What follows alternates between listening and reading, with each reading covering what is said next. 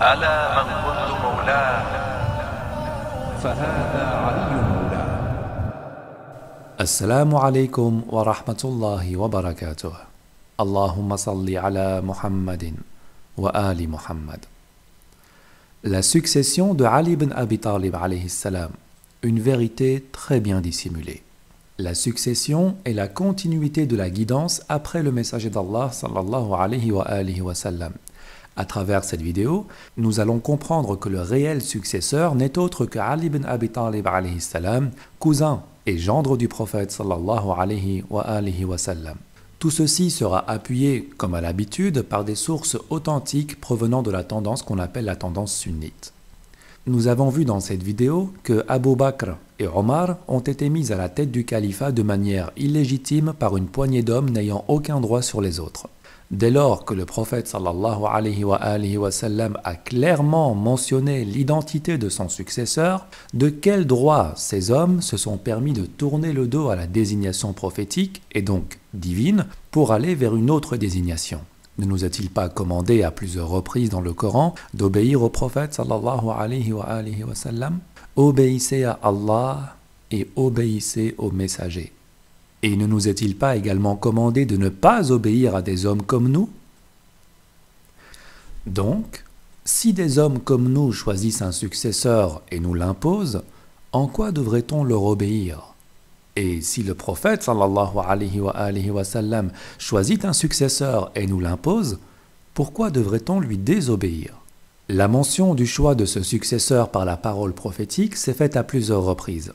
La première fois, lors de la révélation du verset « Et avertis les gens qui te sont le plus proches » Sourate 26, verset 214. Cette occasion est survenue 3 années seulement après la première révélation.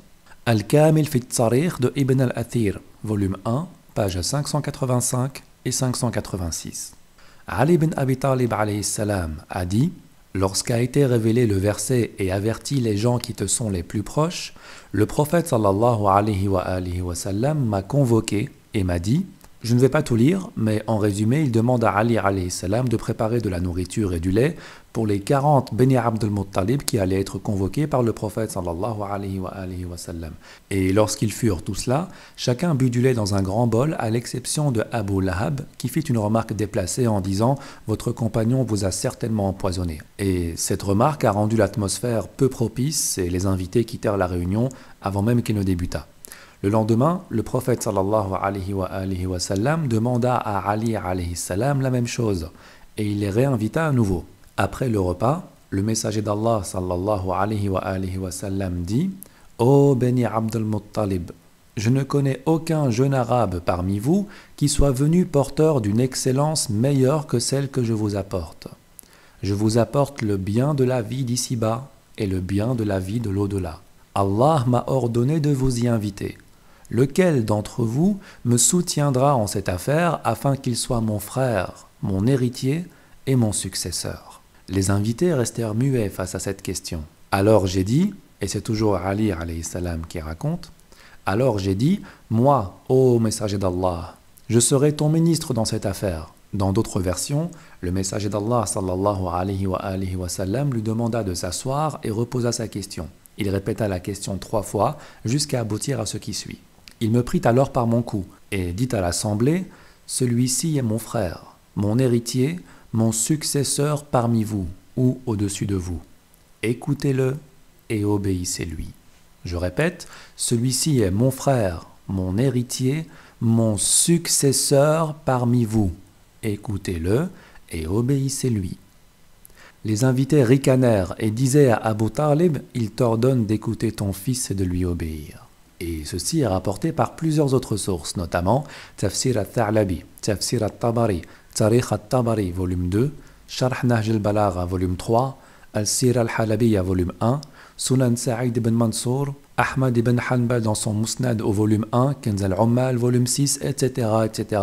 Ce ne sont pas les sources qui manquent pour prouver que le prophète sallallahu alayhi wa sallam, dès ses premières années en tant que délivreur du message, a sélectionné Ali alayhi salam comme son frère, son héritier et son successeur après lui. Ces preuves authentiques suffisent à elles seules pour constater que le califat et l'imama sont bien rattachés à Ali alayhi salam. Une âme sincère n'aurait pas besoin d'aller plus loin, n'aurait pas besoin de plus d'arguments. Mais comme il existe des âmes sceptiques parmi nous, je vais bien sûr continuer le développement pour n'y laisser aucun doute. À d'autres occasions, le prophète sallallahu alayhi wa sallam a désigné Ali alayhi salam comme étant son successeur. Rappelons que le prophète sallallahu alayhi wa sallam ne prononce rien sous l'effet de la passion et que tous ses faits et gestes sont directement inspirés par Allah Azza wa Jal. Nous pouvons le voir dans la sourate 53, versets 3 et 4. Sahih de Muslim, hadith 6218 et 6219.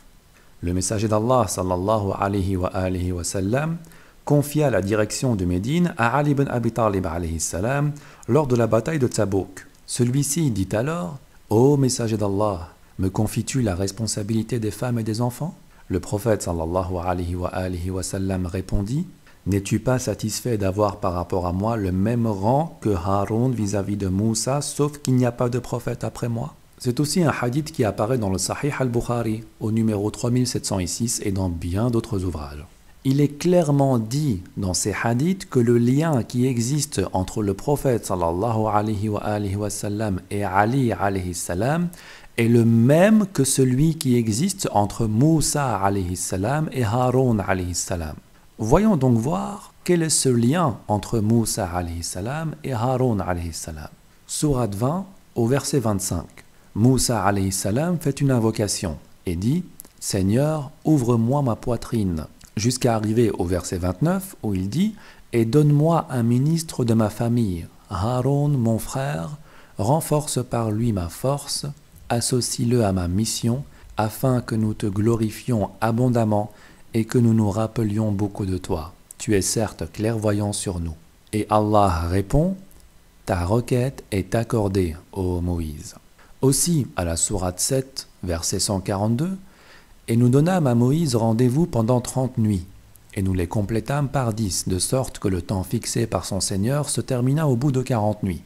Et Moïse dit à Haroun son frère, « Remplace-moi auprès de mon peuple, et agis en bien, et ne suis pas le sentier des corrupteurs. » En établissant le parallèle, comme mentionné par le hadith, Ali alayhi salam est donc le remplaçant du prophète sallallahu alayhi wa sallam, son ministre, son assistant. Il est celui par lequel la force du prophète sallallahu alayhi wa sallam est renforcée, celui qui est associé à la mission prophétique. En gros, tous les liens existants entre Moussa et Haroun alayhi salam sont identiques aux liens entre le prophète sallallahu alayhi wa sallam et Ali alayhi salam, sauf, et c'est la seule exception, qu'il n'y aura pas de prophète après Muhammad sallallahu alayhi wa sallam. Donc, la seule différence est que Ali alayhi salam n'est pas un prophète. Cette proximité entre le prophète sallallahu alayhi wa sallam et Ali alayhi salam n'existe nulle part ailleurs. Personne n'a pu jouir d'un tel statut, ni Abu Bakr, ni Omar, ni Uthman, ni Talha, ni Zubayr, personne. Il n'y a que Ali alayhi salam à qui ce statut de haut rang a été attribué. Un dernier verset à ce propos qui est également très révélateur, sourate 28, versets 35 et 36. « Mon frère Haroun est plus éloquent que moi. Envoie-le donc avec moi comme soutien pour déclarer ma véracité, car je crains qu'il ne me traite de menteur. » Il dit « Nous allons te renforcer par ton frère et vous donner une autorité. Ils ne sauront vous atteindre grâce à nos signes.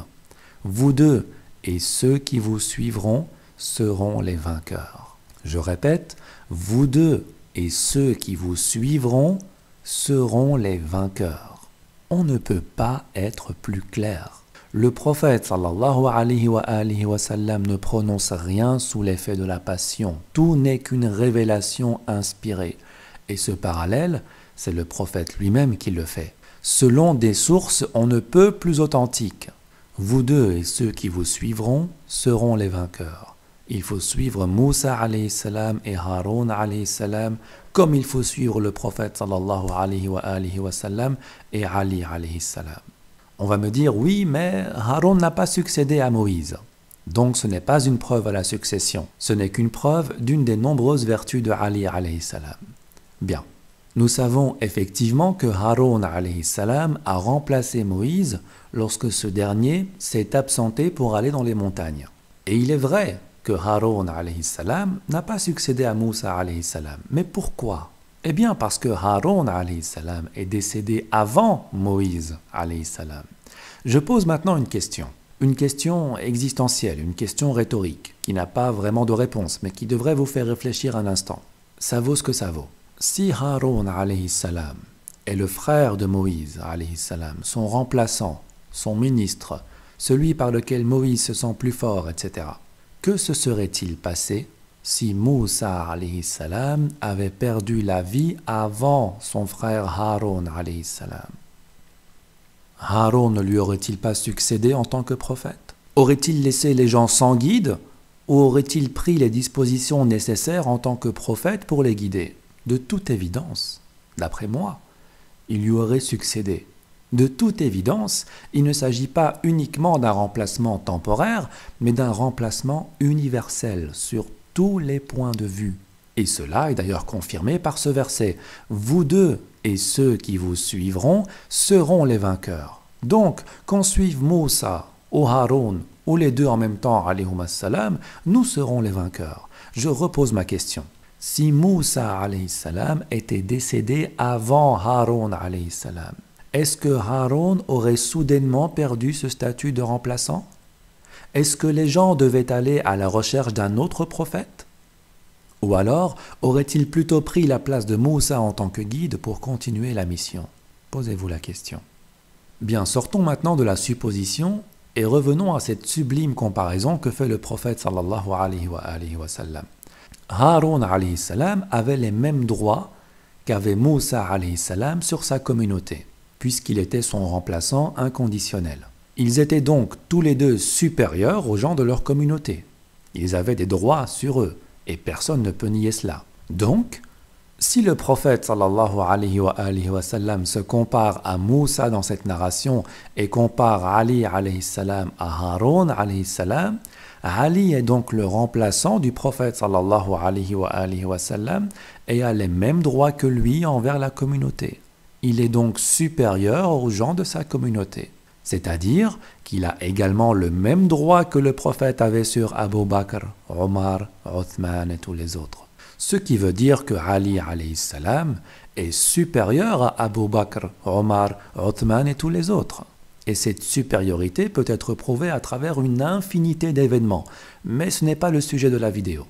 La seule et unique exception, je le répète, c'est qu'il n'est pas prophète, mais qu'il est similaire sur tout autre point de vue à Haroun, supériorité populaire y compris. C'est une comparaison universelle à l'exception de la prophétie. On va encore me dire, oui, mais c'est une comparaison temporaire. Le temps que le prophète sallallahu alayhi wa sallam parte en expédition. Lorsqu'il était de retour, ce statut accordé à Ali alayhi salam a été annulé. Ce remplacement, cette comparaison, n'est pas valable uniquement pour la période durant laquelle le prophète sallallahu alayhi wa sallam s'est absenté. Et la preuve la plus flagrante dans ce hadith sont les derniers mots prononcés par le prophète sallallahu alayhi wa sallam. Et ces mots sont « après moi ». Il n'y aura pas de prophète après moi. S'il s'agissait d'un califat ou d'un imama, ou pour faire plus simple, d'un remplacement limité à ce contexte, à cette expédition prophétique, le prophète sallallahu alayhi wa sallam n'aurait pas parlé de ce qui allait se passer après lui, après sa mort. Quelle est la logique de dire « Tu es pour moi ce qu'était Haroun pour Moussa, sauf qu'il n'y a pas de prophète après moi » s'il voulait uniquement lui attribuer le rôle de remplaçant temporaire? Il aurait très bien pu lui dire « Sauf que tu n'es pas prophète ». Là non, l'accent est mis sur le « après moi », ce qui est une preuve claire que ce remplacement continuera même après la mort du messager sallallahu alayhi wa sallam. Donc, la première preuve par la logique. Vous n'êtes pas satisfait? Ce n'est pas grave. Seconde preuve qui montre que cela n'est pas un remplacement temporaire. Le prophète sallallahu alayhi wa sallam n'a pas mentionné cette phrase uniquement lors de son départ pour l'expédition. Il l'a mentionné lors d'au moins 10 occasions différentes. Regardez. Le prophète sallallahu alayhi wa sallam s'adresse ici en privé à Salim radiallahu anha. Salim qui était une des premières converties. Kanz al-Ummal, hadith 32 936. Ô Salim, la chair de Ali provient certes de ma chair, son sang provient de mon sang, et la position qui le rattache à moi est semblable à la position qui unissait Haroun à Moussa. Ici, nous ne sommes pas dans un contexte de départ vers Tabouk. Et pourtant, le prophète sallallahu alayhi wa sallam fait part de cette comparaison. Dans le volume 13 du même ouvrage également, au hadith 36 392, il est dit « Omar ibn al-Khattab dit « Cessez de mentionner Ali. J'ai entendu le messager d'Allah sallallahu alayhi wa sallam dire 3 vertus à propos de Ali. Et si j'en avais une seule d'entre elles, elle sera plus chère que tout à mes yeux. J'étais, moi, Abu Bakr, Abu Ubayd ibn al-Jarrah et quelques autres compagnons du messager sallallahu alayhi wa sallam, et il était appuyé sur Ali alayhi salam. Il a alors tapoté son épaule en disant « Toi, ô Ali, tu es le premier des croyants, le premier à avoir embrassé l'islam, et la position qui te rattache à moi est semblable à la position qui unissait Haroun à Moussa. Certainement, celui qui dit m'aimer et qui te déteste est un menteur. » Et cela est également le cas 3 hadiths plus loin. Nous pouvons retrouver cette même narration dans Tarikh Dimashq, volume 42. Là encore, le contexte n'était pas le départ pour l'expédition. Une dernière narration prouvant la diversité des contextes à ce sujet, Fada'il as-Sahaba, hadith 1085. J'allais chez le messager d'Allah sallallahu alayhi wa sallam dans sa mosquée, et il rappela l'histoire de la fraternisation entre ses compagnons. Alors Ali alayhi salam dit au prophète sallallahu alayhi wa sallam « J'ai perdu patience et j'ai ressenti du chagrin lorsque j'ai vu que tu as fait cela à tes compagnons et pas à moi. Si jamais j'ai encouru ta déplaisance, j'aimerais m'en excuser. » Le prophète sallallahu alayhi wa sallam lui dit « Par celui qui m'a envoyé avec la vérité, je ne t'ai laissé que pour moi-même. Ton statut envers moi est comme le statut de Haroun envers Moussa, à l'exception qu'il n'y a pas de prophète après moi, et tu es mon frère et mon héritier. » Ali alayhi salam dit « Ô messager d'Allah, que vais-je hériter de toi ?» Le prophète sallallahu alayhi wa sallam répond « Tu hériteras de moi ce que les prophètes héritaient. » Et Ali alayhi salam dit « Et qu'est-ce que les prophètes héritaient ?» Le prophète sallallahu alayhi wa sallam dit « Le livre d'Allah et la sunna du prophète. Tu seras avec moi dans mon palais au paradis, auprès de ma fille Fatima. Tu es mon frère et mon ami. » Alors le messager d'Allah sallallahu alayhi wa sallam récita ce verset. « Et nous aurons arraché toute rancune de leur poitrine, et ils se sentiront frères, faisant face les uns aux autres sur des lits. » Sourate 15, verset 47. Et ce ne sont pas, bien évidemment, les seules occasions où cette phrase a été prononcée par le prophète sallallahu alayhi wa sallam, mais je vous laisse approfondir vos recherches à ce sujet.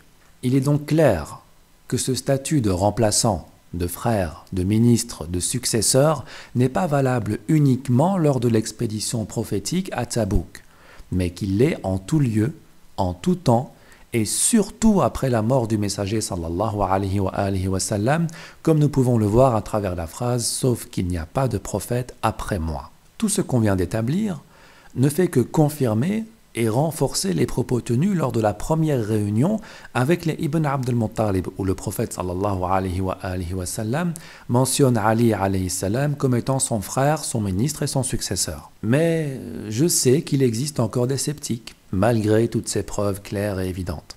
Et c'est à vous que je m'adresse, vous qu'on appelle les sunnites, et qui m'écoutez. Je me demande si vous auriez fait part de scepticisme si toutes ces preuves concernaient non pas Ali alayhi salam, mais Abu Bakr.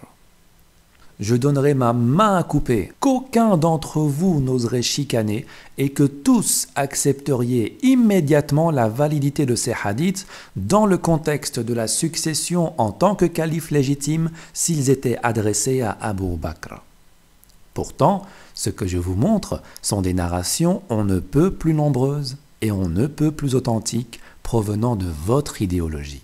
Ceci dit, la plupart d'entre vous ne les accepteront pas, non pas par des argumentations théologiques, mais par orgueil, par passion, parce qu'elles démontrent clairement que vos savants pour qui vous éprouvez un amour et un respect inconditionnels vous ont raconté des mensonges depuis le début, vous ont occulté des vérités plus grandes que des montagnes, car ils savent pertinemment que vous ne vous donnerez pas la peine d'aller fouiller dans les archives à la recherche de la vérité. Et remettre en cause la parole de vos savants est pour vous très difficile, voire impossible. Malheureusement pour vous, ces narrations ne parlent pas de Abu Bakr. Elles parlent bien de Ali ibn Abi Talib alayhi salam. Celles qui parlent de Abu Bakr concernant la succession sont dans cette vidéo. Je vous conseille d'aller y jeter un œil. Donc je disais qu'il existait encore des sceptiques malgré toutes ces preuves. On me dira, Ali alayhi salam est certes comparé à Haroun, mais il n'est pas clairement mentionné qu'il sera le successeur après le prophète sallallahu alayhi wa sallam. Y a-t-il un hadith où le prophète sallallahu alayhi wa sallam dit clairement « Toi, Ali, tu seras mon successeur » Bien. Évidemment qu'il en existe, mais vous ne les connaissez pas, car vos savants ne veulent pas vous les faire connaître. Kitab as-Sunnah de Al-Albani, au hadith 1881. Le prophète sallallahu alayhi wa sallam a dit, et là on a la même narration que dans le Sahih de Muslim, jusqu'à arriver à « Sauf qu'il n'y aura pas de prophète après moi, et je ne partirai pas sans que tu sois mon successeur pour tous les croyants après moi. » Et je ne partirai pas sans que tu sois mon successeur pour tous les croyants après moi. Je ne sais plus quoi dire. Désormais, c'est entre vous et Allah. L'information, elle est là. Le hadith a été jugé Hassan par Al-Albani. Certains vont me dire, mais nous n'aimons pas Al-Albani, c'est un égaré, etc. Non. Ce n'est pas Al-Albani que vous n'aimez pas. C'est le contenu du hadith. Malheureusement pour ceux que ça dérange, ce hadith a été également authentifié par Al-Hakim dans son Mustadrak. Et ceux qui disent ne pas aimer Al-Hakim al-Nishaburi peuvent aussi aller voir Al-Dahabi, qui n'y a apporté aucune objection. Je ne vais pas m'éterniser sur le sujet. L'imam Ali alayhi salam a été désigné en tant que successeur du prophète sallallahu alayhi wa sallam à maintes et maintes reprises. Durant mes recherches, je suis parvenu à trouver 87 sources différentes allant dans ce sens. Et Dieu sait qu'il en existe encore et encore. Je vais vous faire part de quelques dernières sources pour satisfaire les plus curieux. Elles ne laisseront plus aucun doute sur la légitimité de la succession califale et imamite de Ali ibn Abi Talib alayhi salam. Al-Mustadrak ala Sahihain, volume 3, hadith 4576. Lorsque le prophète sallallahu alayhi wa sallam est revenu de son pèlerinage d'adieu, il s'est arrêté à Ghadir Khoum, un point d'eau situé entre la Mecque et Médine. Et il dit « J'ai été invité », entre parenthèses sous-entendu à la mort. « J'ai été invité et j'y ai répondu. Je laisse parmi vous 2 poids. L'un d'eux est plus grand que l'autre. Le livre d'Allah et ma descendance. Prenez garde à comment vous les traiterez après moi. Ils ne se sépareront jamais jusqu'à ce qu'ils me rejoignent au bassin. » Il dit alors « Certes, Allah est mon maître, et je suis le maître de tous les croyants. » Ensuite, il prit la main de Ali alayhi salam et dit « De qui je suis le maître, alors celui-là en est le maître.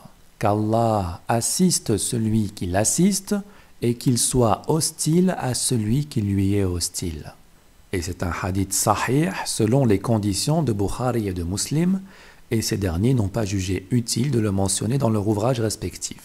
Le hadith suivant est le même avec une légère modification à la fin où le prophète sallallahu alayhi wa sallam dit « Savez-vous que je suis autoritaire sur les croyants plus qu'ils ne le sont sur eux-mêmes ?» Entre parenthèses, conformément à la sourate 33, verset 6, le prophète a plus de droits sur les croyants qu'ils n'en ont sur eux-mêmes. Il dit cela à 3 reprises et les fidèles répondirent oui. Et le prophète sallallahu alayhi wa sallam dit « De qui je suis le maître, Ali en est le maître. Man kuntu mawla fa aliyun mawla. » Hadith toujours aussi authentique que le premier. Et vous savez ce qui s'est passé ce jour-là?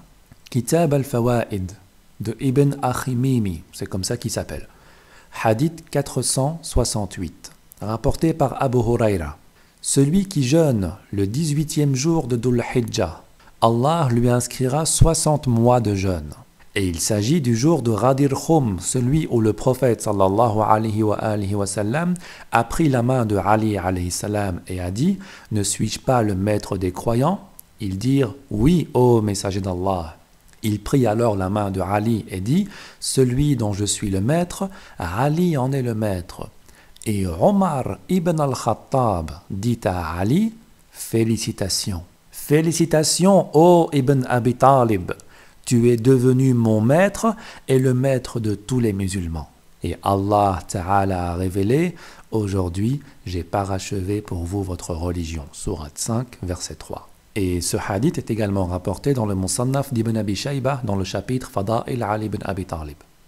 Omar ibn al-Khattab était conscient de ce qui venait de se produire, mais ce ne sont évidemment pas des sources dont on va vous parler.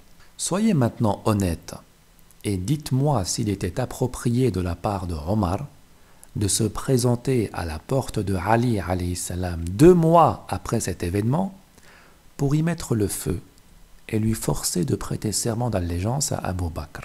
Pour plus d'informations à ce sujet, voilà la vidéo. Était-ce approprié?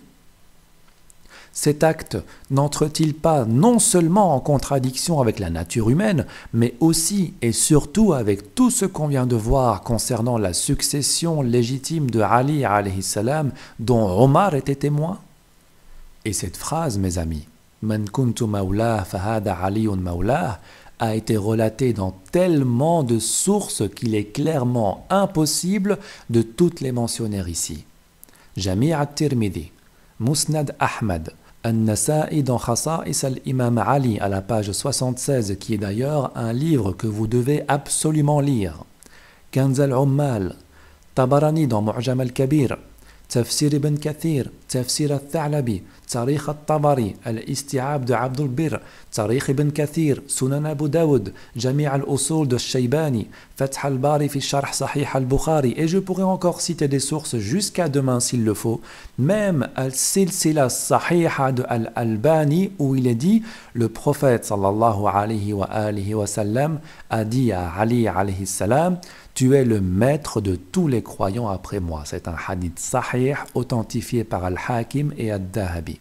Tu es le maître de tous les croyants après moi. Certains vont me dire, mais il a été le 4e calife, donc il a quand même succédé au prophète sallallahu alayhi wa sallam. Et il a été le maître de tous les croyants après lui.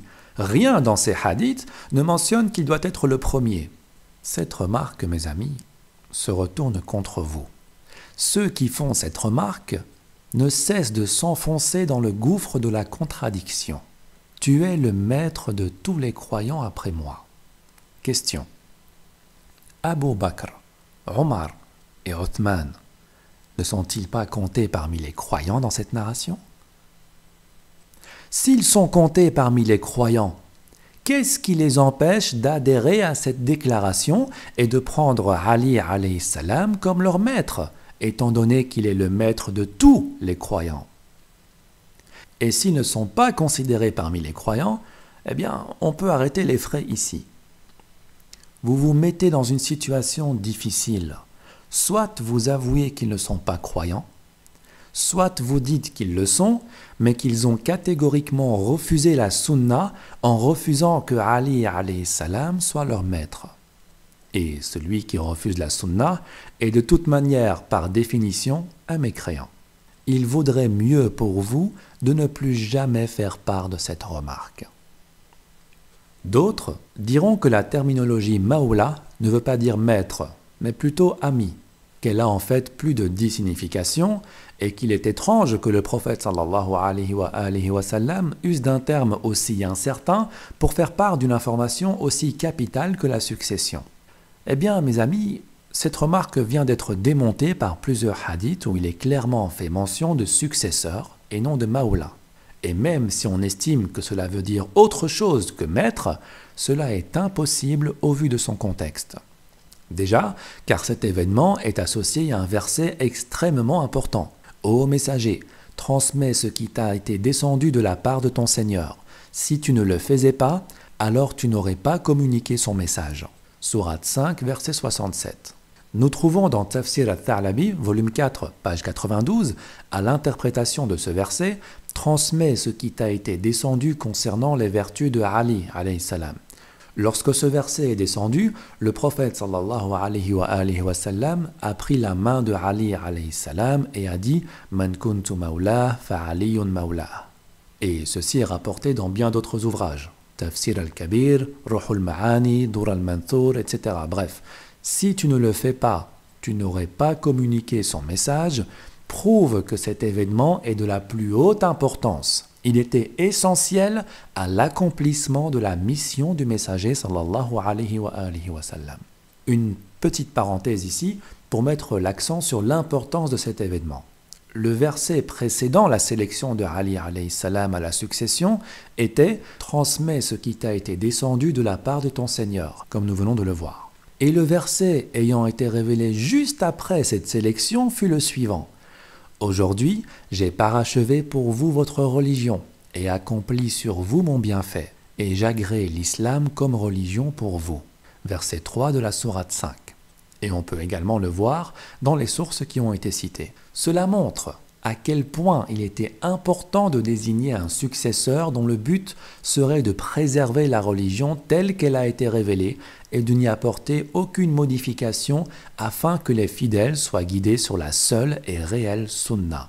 De ce fait, il est impossible que le prophète sallallahu alayhi wa sallam fasse cette déclaration devant plus de 10 000 personnes sous une chaleur désertique uniquement pour leur dire que Ali alayhi salam est leur ami, qu'il faut lui dire bonjour, lui offrir des cadeaux, traîner avec lui ou je ne sais pas quoi. Il est bien sûr là pour leur dire qu'il faut lui obéir après lui. D'ailleurs, ce même hadith a été rapporté en d'autres termes tels que successeur au lieu de Mawla, alors qu'il fait référence au même événement.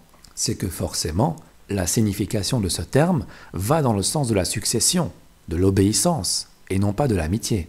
Et nous ne trouvons aucune variante de ce hadith à cet événement. Ali est l'ami de tous les croyants, alors que nous en trouvons qui disent « Ali est mon successeur après moi pour tous les croyants ».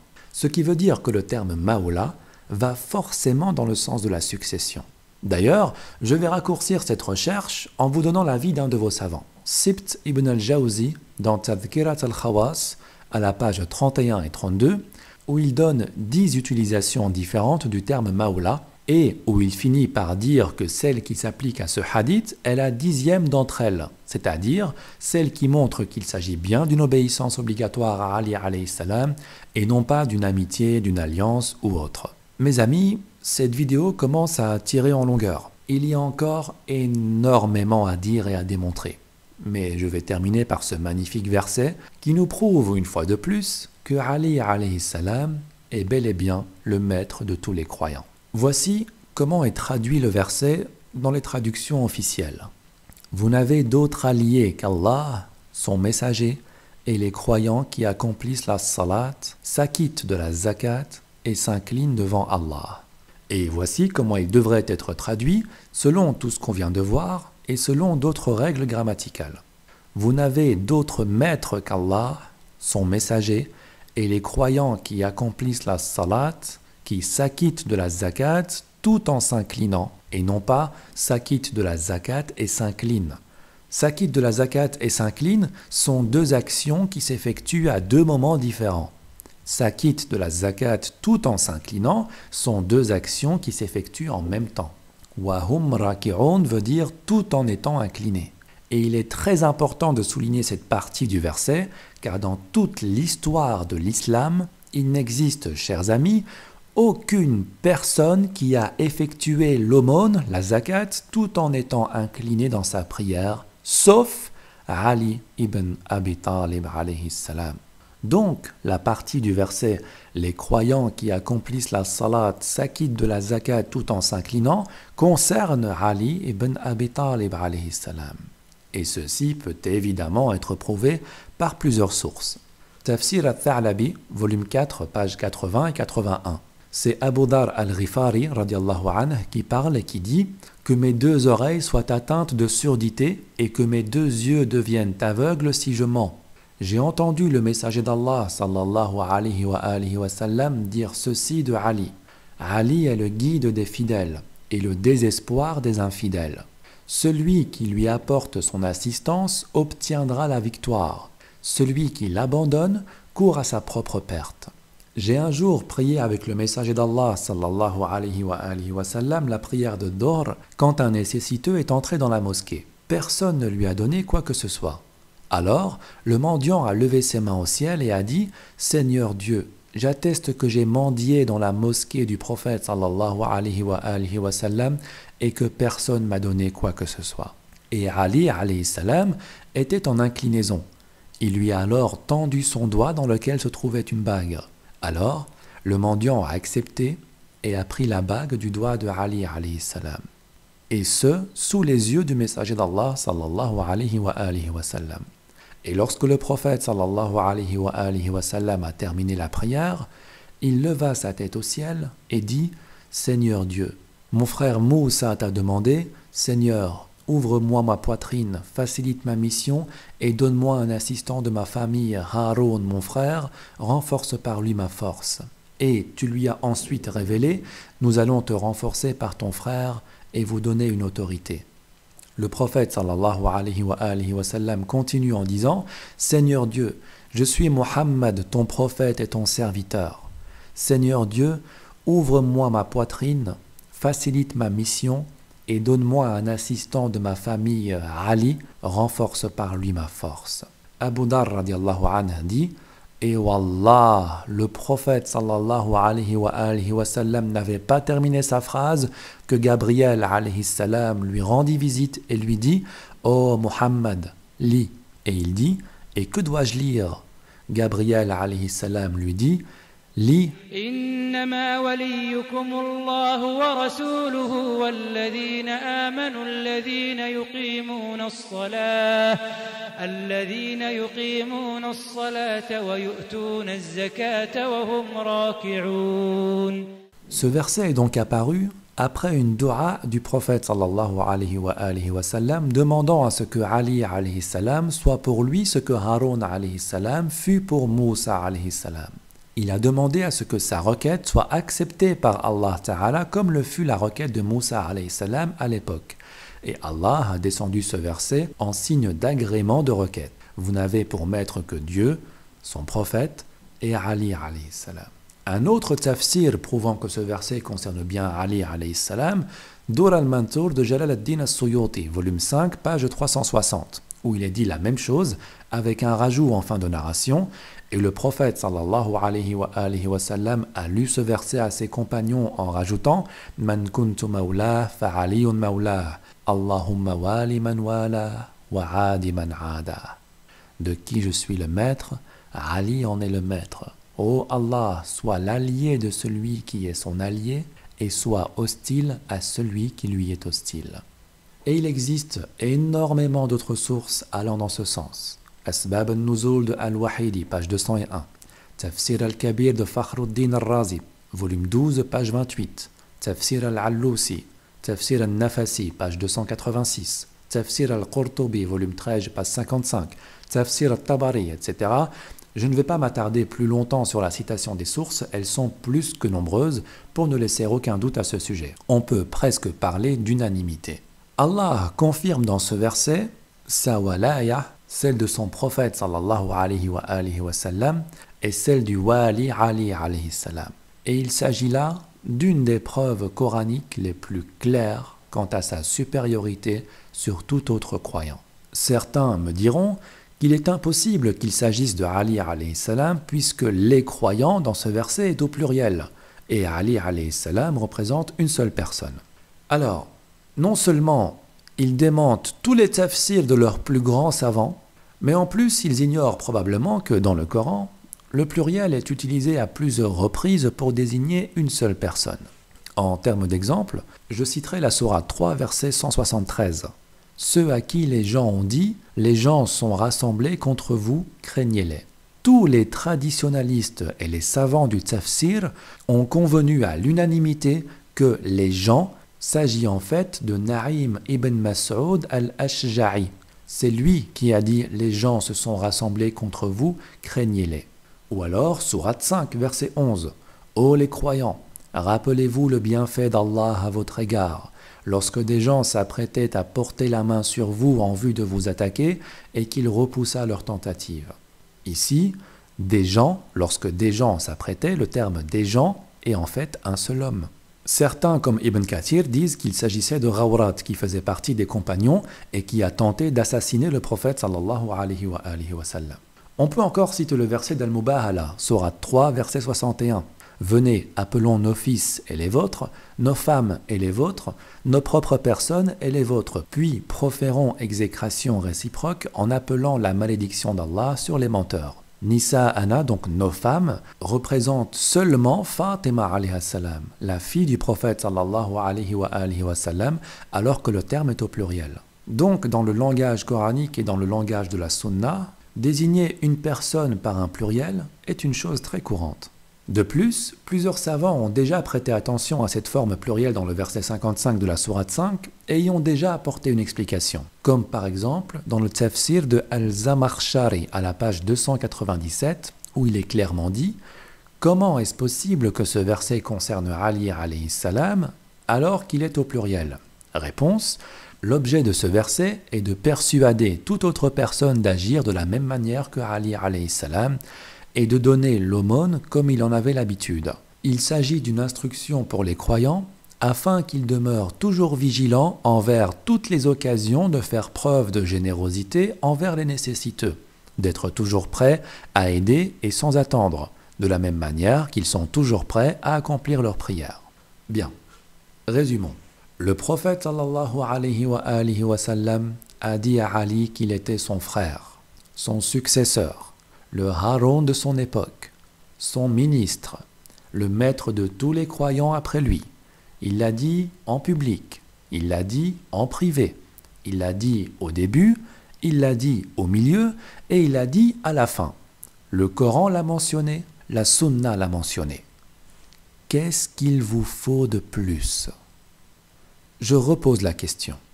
Si tous ces hadiths concernaient Abu Bakr, faites l'expérience, recommencez la vidéo et remplacez le nom de Ali par celui de Abu Bakr. Auriez-vous eu besoin de plus que ça pour accepter la légitimité de son califat? Vous, à qui il suffit de dire que Abu Bakr a été élu par une poignée de musulmans et vous l'acceptez, est-ce que vous auriez eu besoin de plus que ça pour accepter la légitimité du califat de Abu Bakr si tous ces hadiths étaient mentionnés en sa faveur? Dans ce cas, pourquoi n'acceptez-vous pas la légitimité du califat de Ali alayhi salam? Pourquoi prétendez-vous être de fervents partisans de la sunna alors que visiblement vous tournez le dos au plus important discours de cette sunna qui est le discours de Ghadir Khoum? Pourquoi prétendez-vous être des suiveurs de la sunna alors que vous refusez ces sources une fois qu'elles sont mises à votre disposition? Ne font-elles pas partie de la sunna? Que vous les ignoriez, c'est une chose. Maintenant, vous les connaissez. Votre réaction par rapport à cela sera entre vous et Allah subhanahu wa ta'ala. Toutes ces sources qu'on vient de voir, et Dieu sait qu'il en existe encore des centaines, combien de vos savants les ont mentionnées et combien d'entre eux les ont occultées? Posez-vous la question. Assalamu alaikum wa rahmatullahi wa barakatuh. Allahumma salli ala Muhammadin wa ali Muhammad.